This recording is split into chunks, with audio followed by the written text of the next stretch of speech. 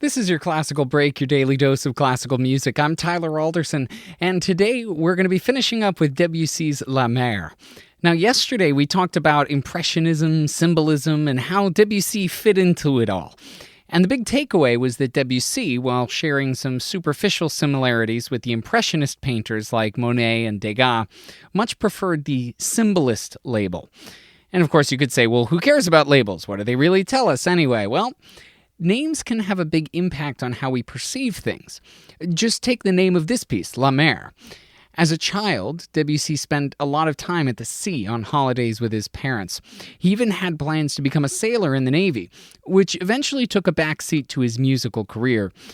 But he called the sea my old friend and said, "It is always endless and beautiful. It is really the thing in nature which best puts you in your place."